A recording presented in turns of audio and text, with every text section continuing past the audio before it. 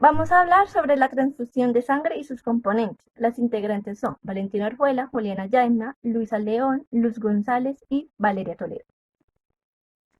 Las situaciones que indican una terapia transfusional son las siguientes. La situación 1 es para mantener o restaurar un volumen adecuado de sangre circulante con el fin de prevenir o combatir un choque hipovolémico. La situación 2 es para mantener y restaurar la capacidad de transporte de oxígeno de la sangre. Y la situación 3 es para reponer componentes específicos de la sangre, como proteínas plasmáticas o elementos formados, como por ejemplo los glóbulos rojos, las plaquetas o los leucocitos, cuyos déficits produce manifestaciones clínicas. La sangre total es aquella que no ha sido separada en sus diferentes componentes. Las indicaciones son si sufre un choque hemorrágico y si la hemorragia que presenta tiene una pérdida del más del 25% de su volumen sanguíneo, se administra la sangre total. La dosis en adultos son de 1 gramo por decilitro. En niños, la transfusión de 8 mililitros por kilogramo puede proporcionar un aumento de la hemoglobina de aproximadamente de 1 gramo por decilitro.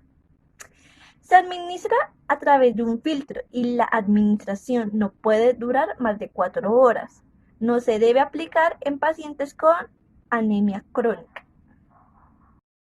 La sangre fresca es aquella que tiene menos de 6 horas de extraída y se puede almacenar 24 o máximo 48 horas.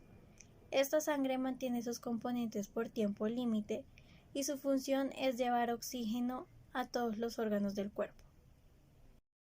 Dentro de las indicaciones podemos encontrar lo siguiente. La dosis de administración depende de la necesidad de cada paciente. Y algunas contradicciones pueden ser fiebre, problemas pulmonares, sobrecarga de líquidos, no se debe transfundir a pacientes con anemia y alergias. La concentración de glóbulos rojos es la extracción del plasma de la sangre y la concentración de los eritrocitos en ella. Estos tienen la posibilidad de transportar oxígeno a todos los órganos del cuerpo. Este tipo de transfusión sirve para pacientes con anemia o para pacientes que necesiten oxígeno en su sangre. En este caso, su administración depende si el paciente ha sufrido hemorragias o necesita urgentemente sangre. Si es un adulto, se le puede administrar 1 gramo sobre decilitro y estas transfusiones se dan más que todo en pacientes con anemia o que han tenido mucha pérdida de sangre. Aquí hablaremos sobre los glóbulos rojos pobres en leucocitos. Estos son los hematis que quedan después de retirar el contenido de leucocitos. Puede realizarse después de la recolección en los bancos de sangre o con filtros de deslocalización en el momento de la transfusión. Esto también se saca por medio de la centrifugación. Los glóbulos rojos pobres en leucocitos se utilizan en pacientes con reacciones febriles a repetición. Las reacciones transfusionales febriles ocurren con mayor frecuencia en pacientes multiparas y en pacientes previamente transfundidos que desarrollan anticuerpos leucoaglutinantes y quizás anticuerpos histocompatibles contra los leucocitos y probablemente también contra las plaquetas. Entre las indicaciones de los glóbulos rojos pobres en leucocitos tenemos a los pacientes con reacciones febriles graves y recurrentes, como ya lo habían dicho anteriormente.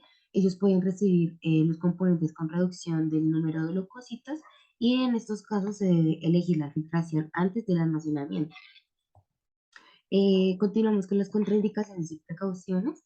Entre ellas tenemos que conlleva el mismo riesgo del uso de glóbulos rojos normales, que entre estos están la coagulación, el rechazo de los mismos glóbulos rojos por el organismo, entre otros.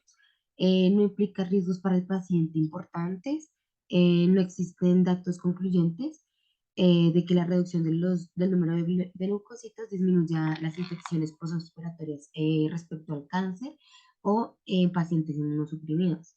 La dosis de administración, tenemos que el personal administra ese tipo de componentes, debe estar familiarizado con el procedimiento, pues para tener una mejor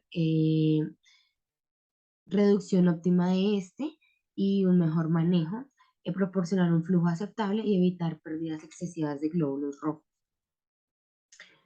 Bueno, seguimos con concentrados de varios donantes, que este se prepara también por centrifugación a partir de una unidad de sangre total, que este debe contener al menos 5.5 plaquetas en un volumen de plasma aproximadamente de 50 a 70 mililitros, que permita mantener un pH mayor a 6,2 durante el almacenamiento de este. Entre las indicaciones tenemos que la decisión depende de la causa de la hemorragia, el estado clínico del paciente y el número y función de las plaquetas circulantes del paciente. Algunas indicaciones incluyen el tratamiento de hemorragias causadas por trombocitopenia con un recuento menor a 50.000 o en pacientes con plaquetas que funcionan anormalmente por causas congénitas o ya sea causas adquiridas.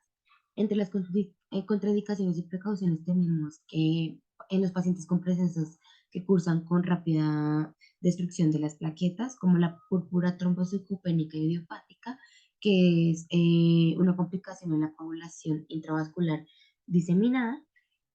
También tenemos el riesgo de contaminación bacteriana. Este es mayor en estos casos debido a la temperatura de conservación del componente. Y por último tenemos la dosis y la administración, que la dosis es de 0,1 kilogramos de peso, con un promedio de 6 a 10 unidades por dosis en el adulto. Una unidad de concentrado plaquetario es capaz de aumentar el número de plaquetas aproximadamente de 5.000 a 10.000 litros. Bueno, respondiendo a la pregunta de qué es una plaqueta en un solo donante, esta se obtiene mediante procedimientos de aferesis, lo cual es una unidad de contenido de 3.1011 plaquetas en al menos un 75% de las unidades estudiadas, las cuales son de 3,18, con un volumen medio de 200 a 300 mililitros. Las indicaciones de esas plaquetas son pacientes que no responden a las plaquetas de varios donantes debido a inmunizaciones HLA y en pacientes que no son refractarios, con el propósito de reducir la exposición al donante. Las contraindicaciones y precauciones que debemos tener son los efectos colaterales y los riesgos que son similares como a los de las plaquetas de varios donantes. Y las dosis y administración se deben administrar plaquetas procedentes de sangre con compatibilidad ABO. Y en cuanto a la otra pregunta de los granulocitos, estas son preparadas por procedimientos de aferesis o centrifugación. Cada unidad contiene 1,010 granulocitos y cantidades variables de linfocitos, plaquetas IgR, suspendidos en 200 o 300 mililitros de plasma. De esta manera, pues su recolección es facilitada por el uso previo de hidroxitalmidón, esteroides o factor estimulante de las colonias de granulocitos. En las indicaciones es que los pacientes deben cumplir los siguientes, por decirlo así, criterios, los cuales son neutropenia. El recuento de granulocitos deben ser de 500 litros. Pueden tener fiebre de 24 a 48 horas que no responde a los antibióticos.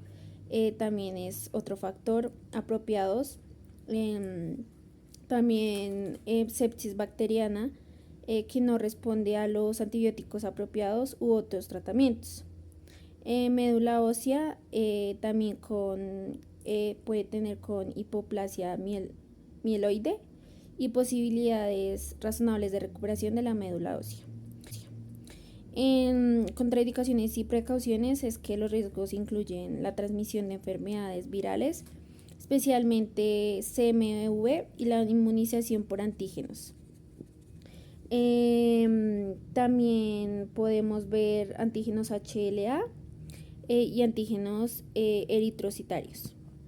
Las reacciones alérgicas son frecuentes, puede aparecer EICH o insuficiencia pulmonar y no se ha demostrado como tal que sea eficaz en pacientes con infecciones localizadas o por agentes no bacterianos.